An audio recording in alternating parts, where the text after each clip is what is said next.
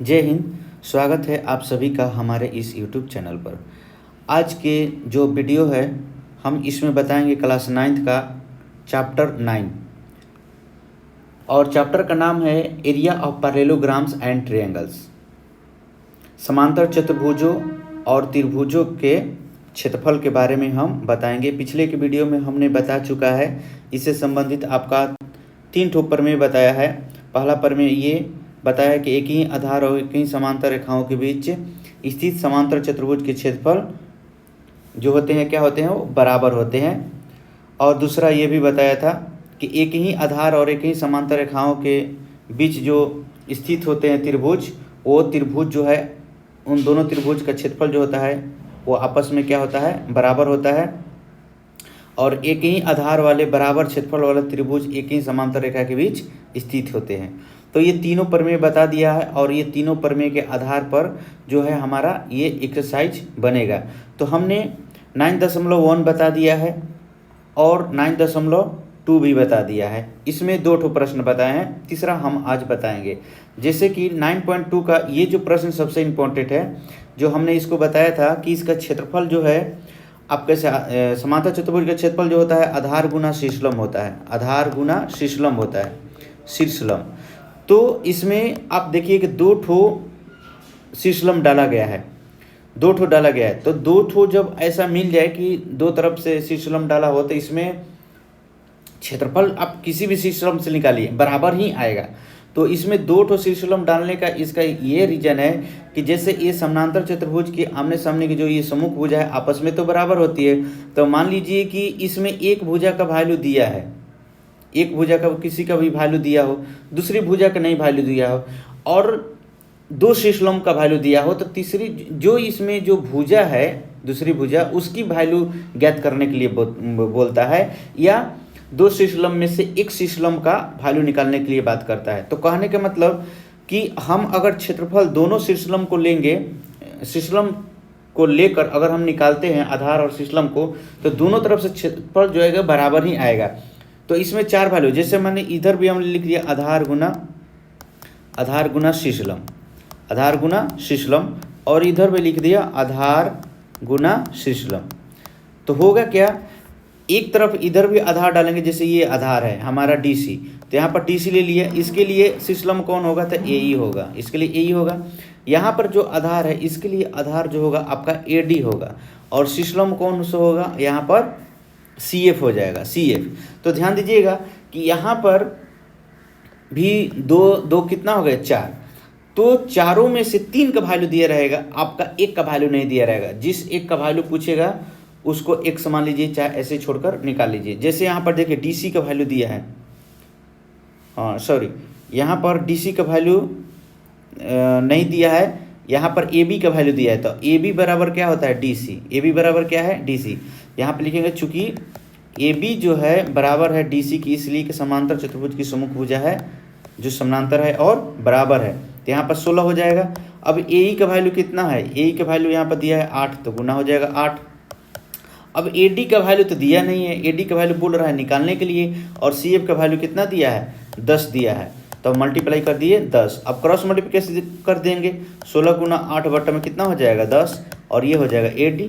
अब कितना हो जाएगा, तो AD इक्वल टू हो जाएगा आपका 128/10। तो 1 0 है तो 1 अंक के बाद इधर से पॉइंट देते हैं, इधर से पॉइंट देते हैं, 1 0 है तो 1 अंक के बाद, तो 12.8 सेंटीमीटर होगा, स्क्वायर नहीं होगा, इसलिए कि भुजा का वैल्यू निकाल रहे हैं, एरिया नहीं। तो इस तरह से ये सबसे इम्पोर्टेंट है, आपके ये ऑब्जेक्टिव में आएगा। तो ध्यान दीजिएगा एक बात, इस बात को, अगर चैनल अच्छा लगे तो लाइक और सब्सक्राइब जरूर कीजिएगा, कमेंट जरूर कीजिएगा आपको कहाँ समझ में नहीं आया, ताकि हम आपके कमेंट को देखकर अगले वीडियो में हम इसके बारे में अच्छा से आपको बताने का प्रयास करेंगे। हमारा उद्देश्य है आपको समझाना, ताकि आप अच्छे से समझकर अच्छा से मैथ बनाएं और एग्जाम में अच्छा स्कोर कर पाएँ। चलिए, तो हम 1 और 2 बता दिया था, तीसरा नंबर हम चलते हैं, जो हमने प्रमेय पढ़ाया है उसी के आधार पर हम बताएंगे। और ये चैप्टर सबसे आसान है, आप तीनों प्रमेय याद कर लीजिए ओठों पर, और आपका जो है बन जाएगा। जैसे देखिए 3 नंबर क्या कर रहा है कि P और Q क्रमशः, क्रमशः मतलब लगातार एक के बाद एक समानांतर चतुर्भुज ABCD, तो समानांतर चतुर्भुज एक ले लेते हैं। अब देखिए समानांतर चतुर्भुज बोला है तो समानांतर चतुर्भुज के बारे में आपको जानकारी होना चाहिए। समानांतर चतुर्भुज क्या होता है, इसके गुण क्या क्या होते हैं, ये कितने प्रकार के होते हैं। तो हमने एक्सरसाइज जब 8 पढ़ाया था तो उसमें सारी बातों को पहले ही बता दिया था, तो उस बात को ध्यान रखिएगा कि जब तक इसके बारे में आपको पता नहीं चलेगा तब तक आपका मैथ बन नहीं पाएगा। तो सबसे पहले आपका काम होगा कि आपको समानांतर चतुर्भुज के बारे में जानकारी होना चाहिए। तो चलिए, ये समानांतर चतुर्भुज ABCD हो गया। अब इसमें कह रहा है कि जो P और Q जो दो बिंदु है क्रमशः, तो क्रमशः मतलब कि पहले ये बोला है DC, तो पहले DC पर होगा एक बिंदु P होगा, और AD, तो AD बोला तो मतलब DC के बाद AD आया, तो यहाँ पर P के बाद क्या आया Q, तो हम Q को बिंदु लेंगे। क्रमशः मतलब लगातार, जैसा वो बोला है वैसे ही लेना है, तो ये है AD, यहाँ पर हो जाएगा Q, बोल दिया। तो बिंदु स्थित है तो दर्शाइए। अब इसको कह रहा है कि दर्शाइए कि एरिया ऑफ त्रिभुज APB। तो देखिए बिंदु P से आपका यहाँ पर एक त्रिभुज बन रहा है, तो इसको त्रिभुज बना लीजिए यहाँ से APB, यहाँ पर त्रिभुज एक बोल दिया। उसके बाद यहाँ पर फिर से बोला है कि त्रिभुज BQC, Q को बीच में रखा था यहाँ पर Q से, तो BQC, तो यहाँ से चलिए यहाँ पर ये हो गया B और यहाँ पर हो गया QC, हो गया, दो गो त्रिभुज आपका बन गया। बोल रहा है कि बताइए कि ये दोनों जो हैं त्रिभुज आपस में बराबर होते हैं। तो ठीक है, बराबर होंगे ना, क्यों नहीं बराबर होंगे। आपको पहले पता है कि एक ही आधार और एक ही समानांतर रेखा के बीच जो त्रिभुज स्थित हैं उनका जो एरिया होता है चतुर्भुज के आधा होगा। जैसे ये आपका चतुर्भुज है, पहला चतुर्भुज मैं अलग निकाल कर बता रहा हूँ, ये आपका पहला इसमें जो है त्रिभुज ABC और D, और ये है आपका P। तो यहाँ पर जो है एरिया ऑफ त्रिभुज APQ जो होगा 1/2 हो जाएगा एरिया ऑफ ये पैरेललोग्राम ABCD का, ये पहला हो जाएगा, इक्वेशन 1 मान लीजिए। यहाँ पर उसी तरह से दूसरा भी हो जाएगा, एरिया ऑफ त्रिभुज BQC equal to 1/2 area of parallelogram ABCD। तो ध्यान दीजिएगा, समीकरण ये दो, समीकरण 1 और 2 में आपको क्या मिला कि RHS साइड जो है आपस में बराबर है, तो LHS साइड भी आपका बराबर हो जाएगा, सिंपल। ये कैसे हो गया कि आपको हमने ये थ्योरम में बताया है, थ्योरम में बताया, तो थ्योरम के आधार पर आपने लिख दिया, तो समीकरण 1 और 2 से क्या हो गया आपका ये सिद्ध हो गया। तो देखिए यहीं पर आपका सिद्ध हो गया। तो इसीलिए मैं बोल रहा हूँ कि ये चैप्टर जो है आपका बहुत ही आसान है, आप बहुत ही अच्छा से इसका थ्योरम पढ़ लीजिए और बहुत ही अच्छा से बन जाएगा। तो चलिए अब हम बताते हैं आपको शुरुआत कैसे करना, लिखना है। देखिए जब जो प्रश्न में आपको दिया है सबसे पहले उसको लिख लीजिए, क्या दिया है उसको लिख लीजिए। दिया है क्या, P और Q क्रमशः समांतर चतुर्भुज ABCD की भुजाओं DC और AD पर स्थित बिंदु है। स्थित क्या है, बिंदु है। देखिए बिंदु है, स्थित है। उसके बाद तो सिद्ध करना है, तो सिद्ध करना है कि देखिए इस बिंदु से जो हमारा त्रिभुज बन रहा है उसी को सिद्ध करना है। तो क्या सिद्ध करना है कि एरिया, देखिए ध्यान दीजिएगा यहाँ पर दिया है ना, ये एरिया ऑफ त्रिभुज APB बराबर एरिया ऑफ त्रिभुज BQC, दोनों का क्या होगा, बराबर होगा। अब हम यहाँ पर प्रमाण देते हैं। देखिए इसमें रचना की कोई ज़रूरत नहीं है, इसलिए कि सिंपल से हमको ये थ्योरम पर मिल रहा है, तो हमको ये फिगर कंप्लीट है, इसलिए हमको रचना की ज़रूरत नहीं है। अगर हमको लगता है कि इससे बन नहीं पा रहा है तो थोड़ा सा कुछ रचना कर लेते और उसके बाद हम बनाने का प्रयास करते इसको। चलिए तो अब हम लिखते हैं प्रमाण में लिखते हैं क्या क्या दिया है, क्या क्या हमको लेना है, कैसे। तो चलिए देखते हैं, लिखेंगे चूँकि त्रिभुज APB तथा पैरेललोग्राम ABCD एक ही आधार AB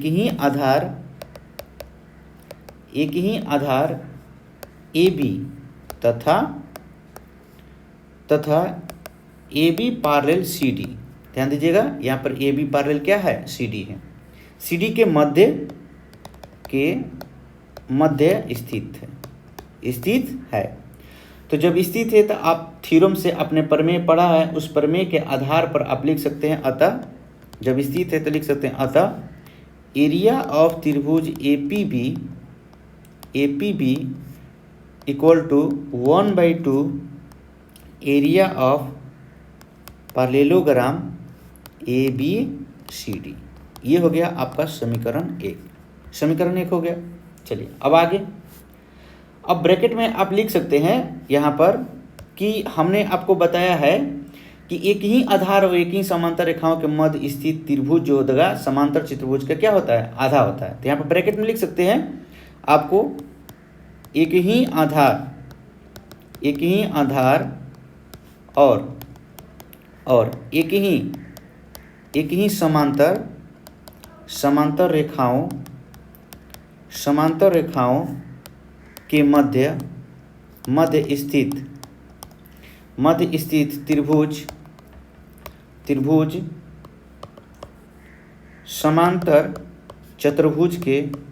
त्रिभुज समांतर चतुर्भुज के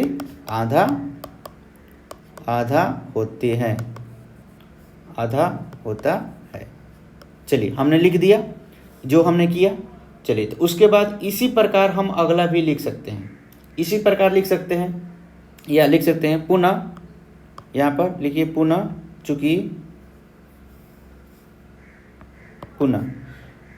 चूंकि त्रिभुज BQC तथा पैरेललोग्राम, देखिए यहाँ पर आप BQC है, ये आपका क्या है, B है, यहाँ से फिगर में देखिए Q है और ये C है, त्रिभुज ये BQC तथा parallelogram ABCD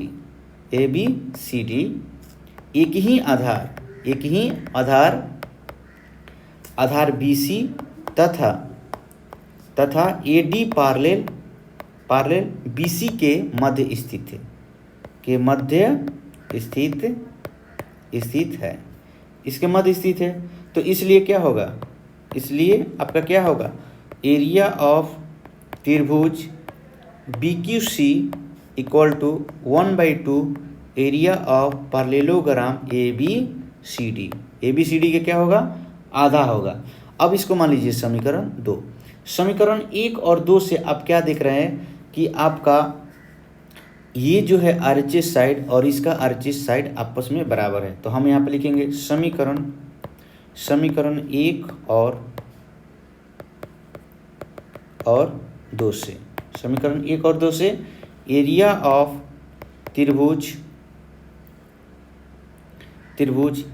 APB equal to area of त्रिभुज BQC। आपको यही प्रूफ करना था, ये आपका प्रूव्ड हो गया, ये आपका क्या हो गया, सिद्ध हो गया। तो बहुत ही आसान है, आप थ्योरम याद कर लीजिए और थ्योरम के आधार पर इसको बना दीजिए। चलिए अगले क्वेश्चन पर हम चलते हैं। क्वेश्चन नंबर 4 देखिए बहुत ही आसान है। अब देखिए जो ये फिगर दिया है, आप जितना थ्योरम पढ़े हैं उस थ्योरम पर ये फिगर मैच नहीं कर रहा है। तो जब फिगर पर मैच, ये प्रमेय पर फिगर अगर मैच नहीं करता है तो हमको मन में ऐसा आना चाहिए कि इसमें कुछ न कुछ हम रचना इसमें देंगे। जैसे यहाँ पर 2 त्रिभुज दिख रहा है आपको, 4 त्रिभुज दिख रहा है, जैसे एक त्रिभुज, 2 त्रिभुज, 3 त्रिभुज और ये क्या है, 4 त्रिभुज दिख रहा है। चारों त्रिभुज जो है मान लीजिए उसका बिंदु जो है ये P है। और हमने क्या पढ़ा था कि समानांतर चतुर्भुज में अगर कोई त्रिभुज है तो एक ही आधार, देखिए एक ही आधार और एक ही समानांतर रेखा के मध्य स्थित होगा तो समांतर चतुर्भुज का आधा होगा। लेकिन ये मध्य स्थित तो नहीं है, तो क्या हम कर सकते हैं, मध्य स्थित के लिए हम यहाँ पर एक अगर रचना यहाँ पर अगर ऐसे कर दें, रचना अगर कर दें तो देखिए समानांतर चतुर्भुज के AB के पैरेलल ये भी रेखा हो जाएगा, DC के पैरेलल ये भी रेखा हो जाएगा जो हमने रचना किया है। तो यहाँ पर 2 समानांतर चतुर्भुज तो हो गया, 2 हो गया। और यहाँ पर हमको खुशी की बात क्या हो गई, खुशी की बात कि यहाँ पर जो ये त्रिभुज है, इसका त्रिभुज का जो P बिंदु है इस समांतर चतुर्भुज की रेखा पर स्थित है तो ये त्रिभुज जो हो जाएगा समांतर चतुर्भुज का आधा हो जाएगा। यहाँ पर हमको एक चीज़ मिल गया, तो हम इस तरह से सोच के चलेंगे। अब ये सोचेंगे कि हम जो ये पैरेलल लाइन डाले हैं हम ऐसे भी डाल सकते हैं, यहाँ पर हम ऐसे भी डाल सकते हैं, यहाँ से ऐसे भी डाल सकते हैं, ऐसे भी डाल सकते हैं। तो ऐसे में डालेंगे तो हमारा इस तरफ का त्रिभुज जो है 2 और 4 के लिए हो जाएगा। तो हमको ये देखना है कि प्रश्न में किसके लिए पूछा है, किसके बारे में पूछ रहा है, क्या पूछ रहा है प्रश्न में जो है किसके बारे में पूछ रहा है। नहीं तो अगर हम ऐसे भी डाल देंगे तो हमारा जो त्रिभुज है ये त्रिभुज और ये त्रिभुज जो होगा यहाँ पर 2 समांतर चतुर्भुज हो जाएगा, तो ये समांतर चतुर्भुज का क्या हो जाएगा, आधा हो जाएगा। तो हमको ये देखना है कि किस त्रिभुज को सिद्ध करने के लिए बोल रहा है, उसके अनुसार हम पैरेलल डालेंगे, उसके अनुसार हम पैरेलल डालेंगे। तो यहाँ पर जो है बारी बारी से डालना पड़ेगा। देखिए पहला में जो बोला है आपको, पहला में क्या बोला है आपको APB, तो देखिए APB बोला है, और यहाँ पर क्या बोला PCD, तो PCD यहाँ बोला है, तो इसका मतलब कि एक बार यहाँ से डाल देंगे। दूसरी बार क्या बोला है APD, और यहाँ पर बोला है PBC, तो PBC इधर के बारे में बोला है, ठीक है। तो फिर हम इसके लिए क्या करेंगे, फिर यहाँ से भी ऐसे डाल देंगे। दोनों मतलब कि चारों त्रिभुज के बारे में हमको बोल रहा है, चारों त्रिभुज के बारे में कनेक्शन हमको लगा के बताओ, तो हम इस तरह से भी डाल देंगे। चलिए अब हम चलते हैं क्वेश्चन पर। अब हमने तो समझा दिया कि इस तरह से काम इसमें करना है। चलो तो इस तरह से हम रचना के बारे में सोचते हैं कि हम रचना लगाते कैसे हैं, इसमें कैसे बनावट हम डालते हैं। चलो तो अब हम देखते हैं कि क्या क्या दिया है। सबसे पहले हम उसको हम लिखते हैं, प्रश्न में जो दिया रहता है पहले उसको लिख लेते हैं। ABCD, चूंकि ABCD एक समांतर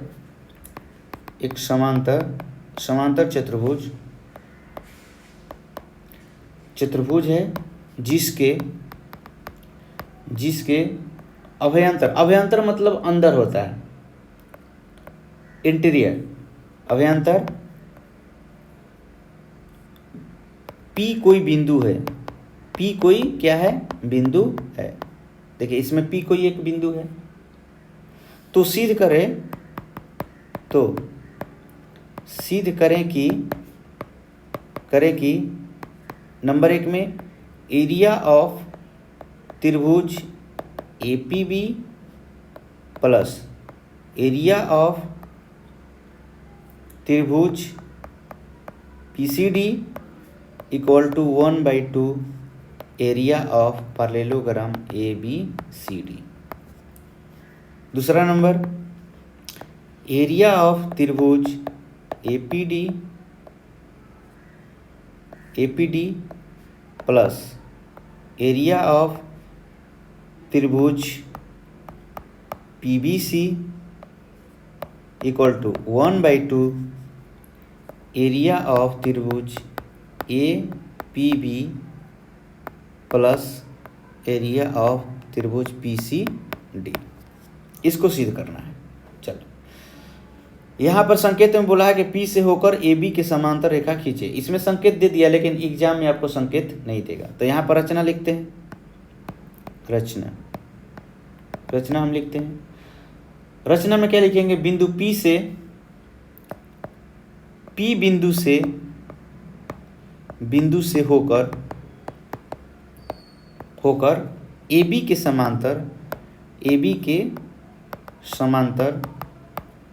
के समांतर GH खींचा और AD के समांतर EF खींचा।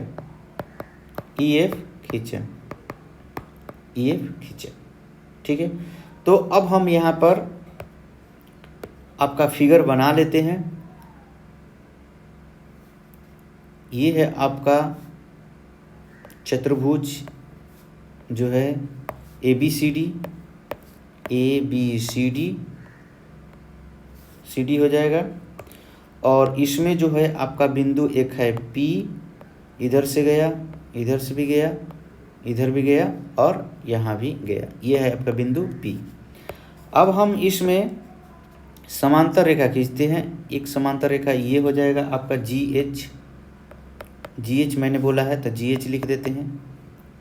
और एक EF खींचते हैं, हमने EF बोला है तो हम EF लेते हैं, यहाँ से ऐसे आपका हो जाएगा E और ये हो जाएगा आपका F, EF हो गया, हमने खींच दिया। अब हम प्रमाण देते हैं, प्रमाण लेकर चलते हैं। चलिए प्रमाण में हम क्या लिखेंगे, चूंकि AB जो है पैरेलल है GH, रचना से और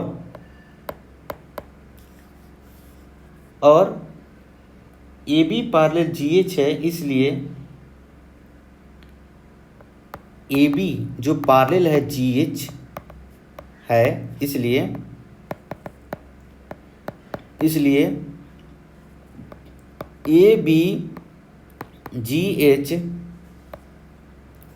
ABGH जो होगा क्या होगा, एक समांतर चतुर्भुज होगा, पैरेललोग्राम होगा, समांतर चतुर्भुज होगा, चतुर्भुज है। इसी प्रकार DCGH या HG, DCHG, इधर से चलते हैं तो उधर चलेंगे, DCHG भी एक समांतर चतुर्भुज होगा, चतुर्भुज है। आपका दोनों आधे आधे भागों में बांट दिया, दो भागों में, सॉरी आधा हम नहीं कर सकते हैं, दो भागों में कहेंगे, इसलिए कि मध्य बिंदु तो बोला नहीं है, इसलिए दो भाग कहेंगे, दो भागों में बांट दिया। अब यहाँ पर देखिए कि जो त्रिभुज APB जो है आपका एक ही आधार AB, एक ही आधार क्या हो जाएगा, यहाँ पर AB हो जाएगा। तो हम यहाँ पर लिखेंगे, चूंकि अब हम यहाँ पर लिखेंगे नाउ, चूंकि त्रिभुज APB तथा पैरेललोग्राम ABHG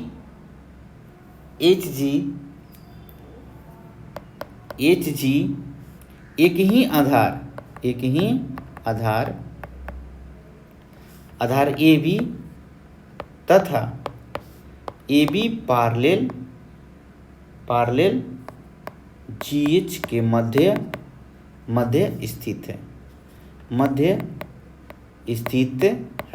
इसके मध्य स्थित है।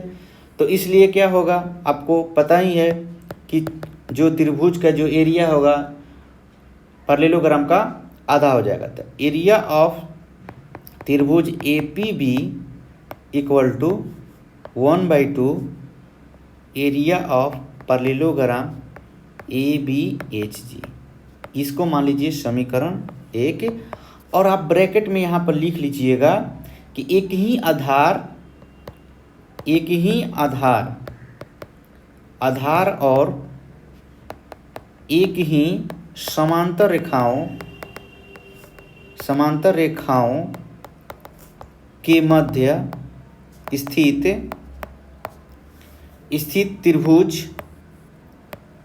त्रिभुज समांतर चतुर्भुज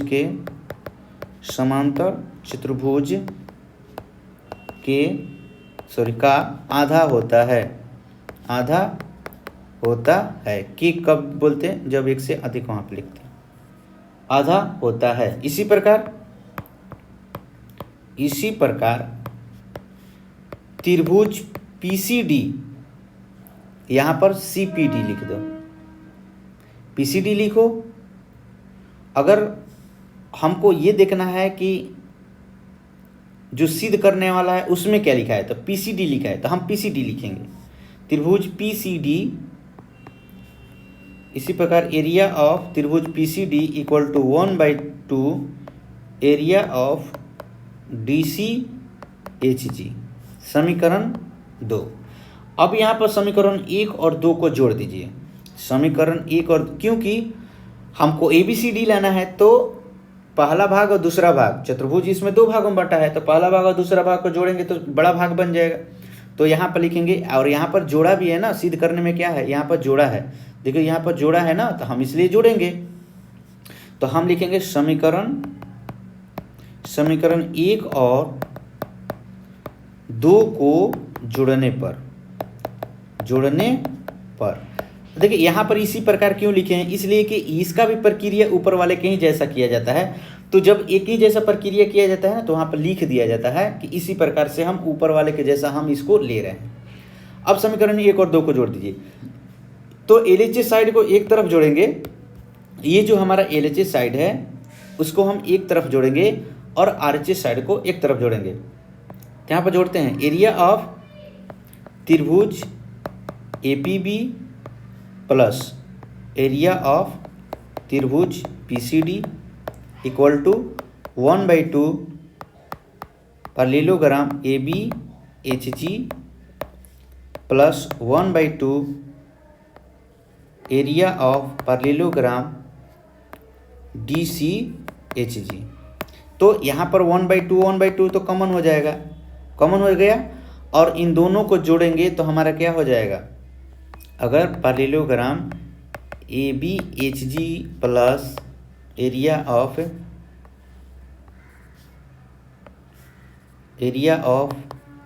पैरेललोग्राम DCHG को अगर हम जोड़ेंगे तो हो जाएगा 1/2 एरिया ऑफ पैरेललोग्राम ABCD के बराबर हो जाएगा।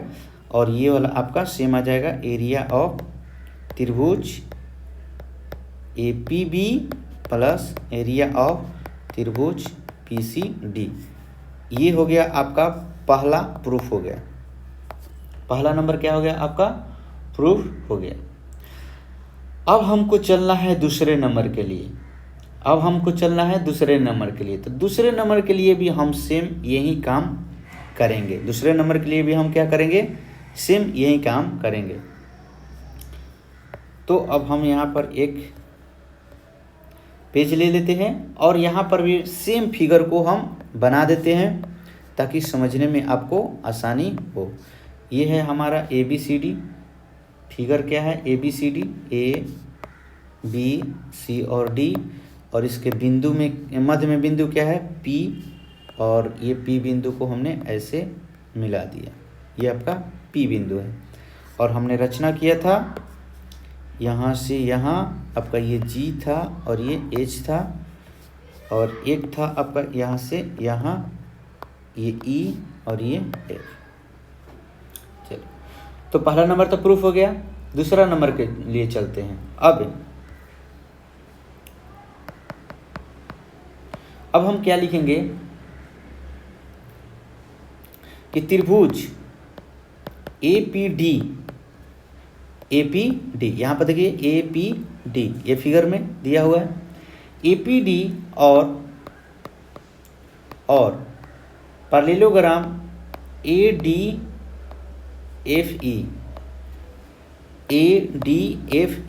छोटे वाला में यहाँ से यहाँ तक हम चलते हैं, ये पैरेललोग्राम एक ही आधार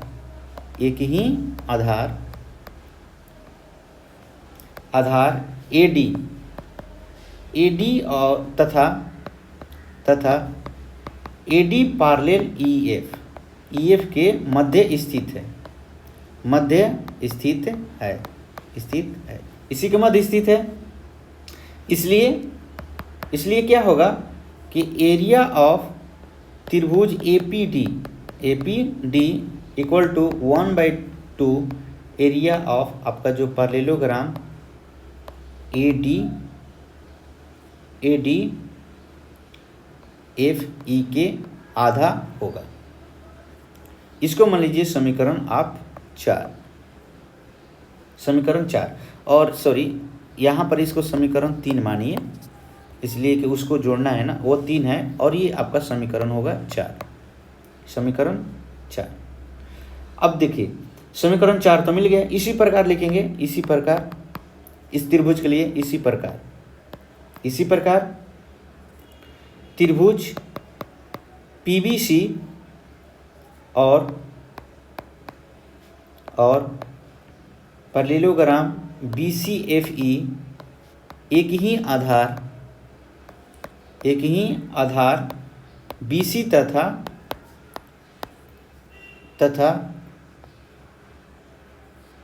एक ही आधार BC तथा BC पैरेलल EF के मध्य स्थित है। इसलिए आपका होगा एरिया ऑफ त्रिभुज PBC equal to 1/2 area of parallelogram जो हो जाएगा BCFE। और इसको मान लीजिए समीकरण 5। अब समीकरण 4 और 5 को जोड़ दीजिए जिस तरह से ऊपर में आपने जोड़े थे। समीकरण 4 और 5 को जोड़ने पर ध्यान दीजिएगा एक बात को कि ये जो त्रिभुज है आपका यहाँ से यहाँ तक है। ध्यान दीजिएगा इस फिगर में यहाँ से आपका यहाँ तक है और चतुर्भुज जो है यहाँ से ये वाला। ध्यान दीजिएगा इस बात को।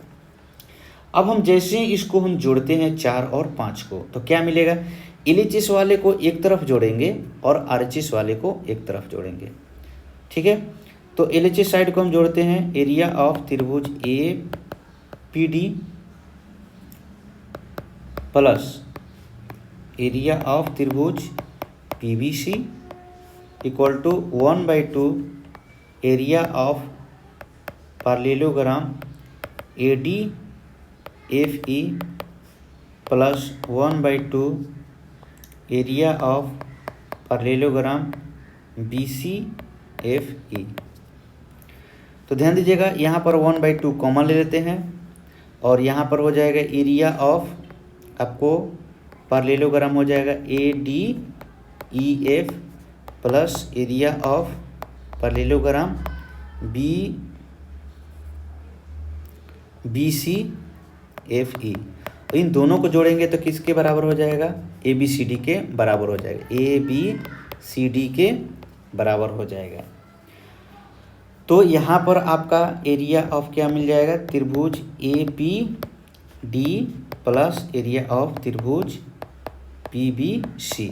इसको मान लीजिए समीकरण 6। अब ध्यान दीजिएगा आपको सिद्ध करना था, एक तरफ क्या सिद्ध करना था, दूसरा नंबर में आप ध्यान दीजिएगा आपको सिद्ध करना था एरिया ऑफ APD और एरिया ऑफ APB। तो समीकरण आप देखेंगे तो 3 और जो 6 माने हैं ना, समीकरण 3। तो समीकरण 3 में देखिएगा कि ये आपका RHS जो साइड है, आपका ये जो RHS साइड है ABCD और यहाँ पर भी मिल गया है आपका RHS साइड में ABCD, तो ये दोनों बराबर होगा। तो जब RHS साइड बराबर है तो LHS साइड भी आपका क्या हो जाएगा, बराबर हो जाएगा। तो इसी प्रकार लिख सकते हैं, आप लिख सकते हैं समीकरण 3 और 6 से, समीकरण 3 और 6 से आपका क्या हो जाएगा, एरिया ऑफ त्रिभुज APD प्लस एरिया ऑफ त्रिभुज PBC equal to area of त्रिभुज APB प्लस एरिया ऑफ त्रिभुज PCD। ये आपका प्रूफ हो गया। देखिए बहुत ही आसानी से हो गया। आपको जो हमने बताया था थ्योरम उसी के आधार पर केवल लिख दिया, आपका ये बन गया। चलिए अब हम चलते हैं अगले प्रश्न में। अगला प्रश्न 5 दिया है, कह रहा है कि ये जो आकृति है इसमें देखिए आकृति में और आकृति के आधार पर ही इसको बनाना है। क्या कह रहा है कि PQRS और ABRS समांतर चतुर्भुज है। तो इसमें 2 समांतर चतुर्भुज की रचना। सबसे पहले PQRS, तो यहाँ पर एक समांतर चतुर्भुज PQRS आप बना लीजिए, यहाँ पर बना लीजिए PQR और S बना लीजिए। उसके बाद बोला है ABRS, तो यहाँ पर उसमें से निकाल लीजिए और यहाँ पर चतुर्भुज आप बना लीजिए ABRS। अंदर से AB BRS, इसमें से दोनों त्रिभुज को मैंने बाहर निकाल लिया, तथा X जो है भुजा BR पर स्थित है। तो BR कहाँ है? यहाँ पर है। तो यहाँ पर बिंदु क्या है? X स्थित है। यहाँ पर बिंदु जो है X स्थित है। तो जब X स्थित है, यहाँ से देखिए, तो यहाँ से ऐसे मिला हुआ है, यहाँ से ऐसे मिला हुआ है। ध्यान से देखिए अब इस बड़े वाले फिगर में देखिए AS यहाँ से और एक से ये यहाँ पर B पर ऐसे क्या है? स्थित है। मतलब एक त्रिभुज वहाँ पर बन रहा है। आपका त्रिभुज क्या हो रहा है? यहाँ पर बन रहा है। वो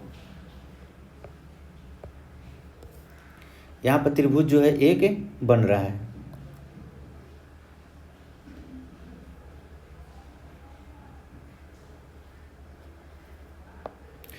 तो यहाँ पर हम क्या करेंगे?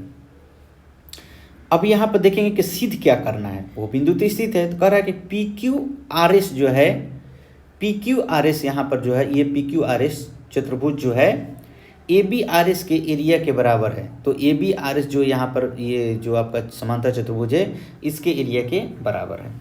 ये सिद्ध करना है। तो ठीक है, तो ये कैसे होगा? अगर एक ही आधार पर होगा और एक ही समांतर चतुर्भुज कि एक ही समांतर रेखा के मध्य होगा, तो ये क्या हो जाएगा? आपका बराबर हो जाएगा एरिया। थ्योरम में तो आपने ही पढ़ा है ना, थ्योरम में आपने क्या पढ़ा है कि एक ही आधार और समांतर रेखा के मध्य स्थित रहेगा, तो एरिया क्या हो जाएगा? उसका बराबर हो जाएगा। एरिया क्या होगा? बराबर होगा समांतर चतुर्भुज का। ये तो एक ही लाइन में खत्म हो गया। तो ये एक ही लाइन में देखिए, आप दोनों जो है एस में क्या है? देखिए दोनों में SR जो है आपका बेस है, आधार है दोनों में, और यहाँ पर समांतर रेखा क्या है? PB है। तो दोनों में क्या है? यहाँ पर PQ और ये PB, मतलब कि हम Q को आगे तक बढ़ा दिए थे, समांतर रेखा हुआ। तो ये क्या है? एक ही आधार और समांतर रेखा के मध्य क्या है? स्थित है। तो दोनों के एरिया समान हो जाएगा। ये एक ही लाइन में प्रूफ हो गया। दूसरा जो है आपका जो है त्रिभुज जो है समांतर चतुर्भुज में एक ही आधार, जैसे AS हो गया, आधार हो गया, और समांतर रेखा के बीच स्थित है। समांतर रेखा AS और BR समांतर रेखा के मध्य स्थित है। तो ये इसके आधे होगा। ये थ्योरम पर आ गया। तो बहुत ही आसानी से ये बन गया आपका एक ही लाइन में। तो अब लिखना है आपको कि क्या लिखना है। अब चलते हैं प्रमाण हम यहाँ पर प्रमाण पहले जो प्रश्न में दिया है उसको लिखते हैं। गिवन क्या क्या दिया हुआ है उसको पहले लिखते हैं।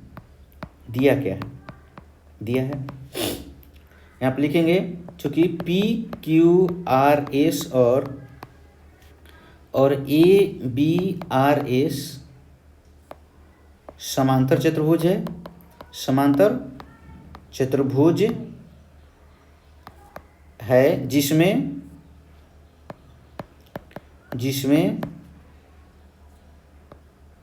X भुजा BR पर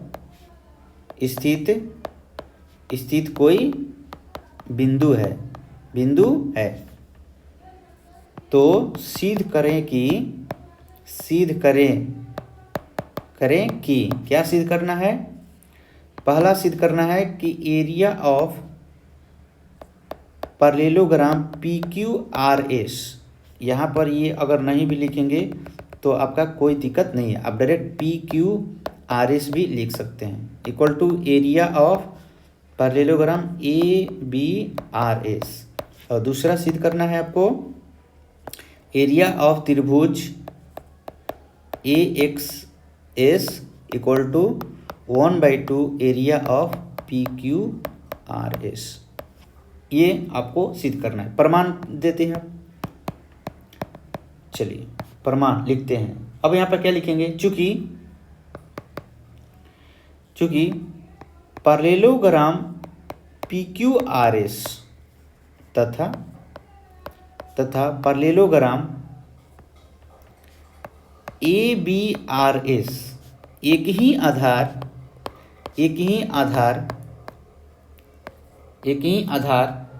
SR तथा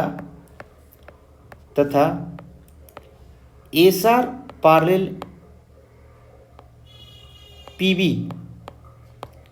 PB के मध्य स्थित है। इसलिए प्रमेय प्रमेय 9.1 से क्या बोलता है कि दोनों समांतर चतुर्भुज का जो एरिया होगा, समांतर चतुर्भुज पी क्यू आर एस बराबर होगा एरिया ऑफ समांतर चतुर्भुज ए बी आर एस का। ये आपका सिद्ध हो गया, ये आपका सिद्ध हो गया, ये आपका सिद्ध हो गया। समीकरण 1 मान लीजिए, चाहे पहला नंबर आपका सिद्ध हो गया, ये समीकरण 1। अब इसी प्रकार अब हम क्या चलते हैं, अब इसको समीकरण 1 मान लीजिए। चलो अब हम चलते हैं दूसरे में, दूसरा प्रूफ करना है।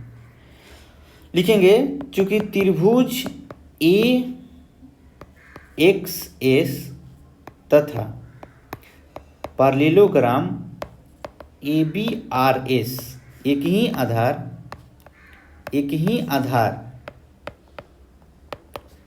आधार ए एस तथा A S parallel B R के मध्य स्थित है, मध्य स्थित है।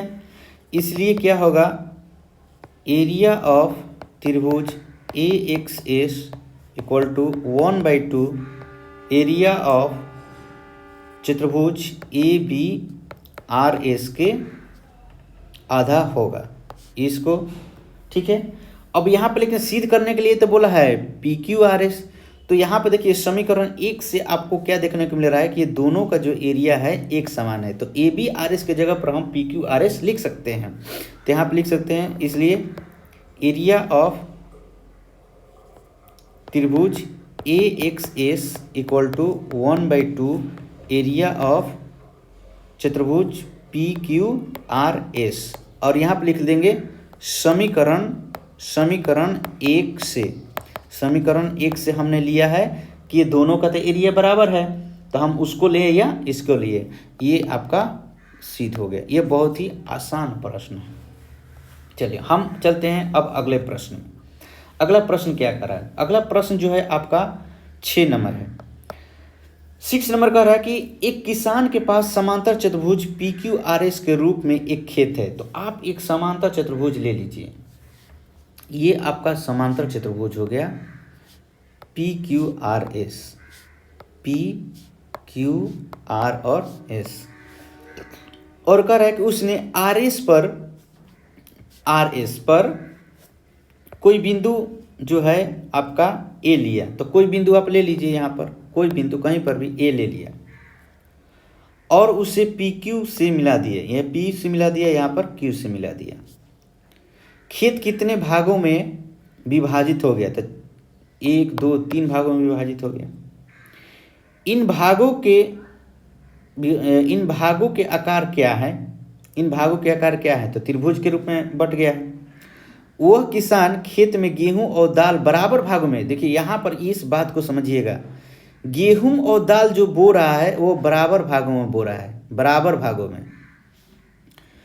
में अलग अलग बोना चाहता है। ऐसा कैसे करें, तो मतलब कैसे करेगा, तो आप ध्यान दीजिएगा। आपको पता है कि समांतर चतुर्भुज में अगर एक ही आधार और समांतर रेखा के मध्य जो त्रिभुज होगा, तो समांतर चतुर्भुज के आधा होता है एरिया त्रिभुज का। तो जो ये आपका त्रिभुज जो बन रहा है पी क्यू ए, जो त्रिभुज बन रहा है यहाँ से यहाँ तक, ये जो त्रिभुज आपका बन रहा है पी क्यू ए जो बन रहा है आपके, ये समांतर चतुर्भुज के आधा है, तो बाकी जो शेष बच जाएगा वो आधा हो जाएगा। तो जिससे आप कहेंगे कि ये जो है एरिया है इन दोनों को जोड़ने के बराबर होगा, तो इसका मतलब कि एक में गेहूं बोएगा, तो त्रिभुज पी क्यू ए में अगर गेहूं बोएगा तो त्रिभुज पी एस ए और त्रिभुज क्यू ए आर में दाल बोएगा, बराबर बोल रहा है ना। तो ये त्रिभुज का जो ये एरिया जो है ये बड़ा वाला, इन दोनों छोटे त्रिभुज के एरिया को जोड़ने के बराबर होगा, बराबर बोला है, तो इसलिए इन दोनों में दाल बोएगा और बड़ा वाला में गेहूं बोएगा। नहीं तो बड़ा वाला में दाल बोएगा और ये दोनों में गेहूं बोएगा। ऐसा करेगा। ये पूछा है कि ऐसा कैसे करेगा, तो इसी तरह से करेगा कि एक बड़ा वाला में गेहूं बोएगा और दोनों छोटे वाला में दाल बोएगा, या दोनों छोटे वाला में गेहूं बोएगा और बड़ा वाला में दाल बोएगा। इस तरह से करेगा। तो चलिए अब हम इसमें लिखते हैं कि क्या क्या दिया है, कैसे हम इसको प्रूफ करेंगे। प्रूफ करेंगे कैसे कैसे करेंगे, अब हम यहाँ पर लिखते हैं। ठीक है, तो सबसे पहले हम लिखेंगे क्या क्या दिया हुआ है उसको हम लिखेंगे, उसके बाद क्या सिद्ध करना है उसको लिखेंगे। चलो पहले लिखते हैं दिया है। दिया है क्या क्या दिया है भाई, तो लिखेंगे पी क्यू आर एस एक पार्लेलोग्राम है और आर एस पर एक बिंदु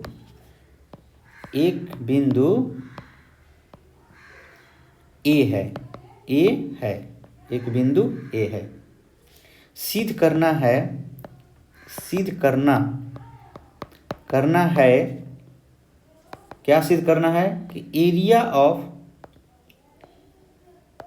P A Q equal to area of, देखिए पी ए क्यू बड़ा ले लिए और area of P A S plus area of Q A R, इसी को सिद्ध करना है। उसमें बोला नहीं है लेकिन यही सिद्ध करना है। तो 3 भागों में बंट गया है, इसको सिद्ध कर देंगे तो हम लिख देंगे बाद में क्या कि एक भाग में जो है गेहूं बोएगा और 2 शेष भागों में दाल बोएगा। चलो प्रमाण लिखते हैं। अब हम यहाँ पर लिखते हैं प्रमाण। चलिए प्रमाण लिखते हैं त्रिभुज पी ए क्यू तथा parallelogram P Q R S एक ही आधार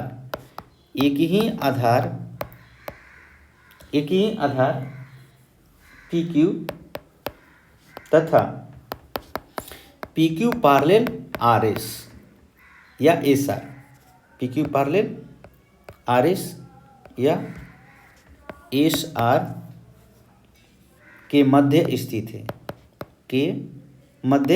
है। देखिए हम यहाँ पर सिर्फ और सिर्फ थ्योरम की बात हम लिख रहे हैं, जो प्रमेय है उसी की बातें को हम लिख रहे हैं और उसी के आधार पर हम आपको, इसलिए कि प्रमेय हमने पहले सिद्ध कर दिया है इसलिए उसको सिद्ध करने की जरूरत नहीं है।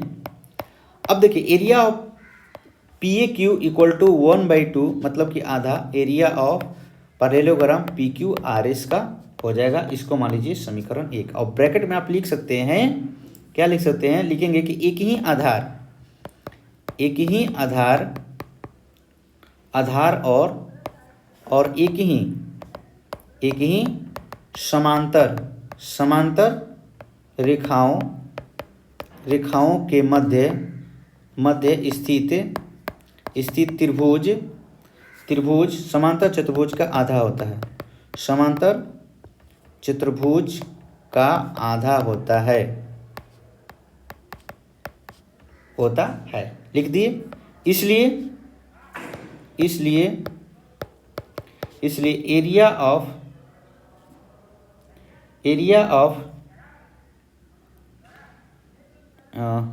और क्या लिखे हैं यहाँ पर पी ए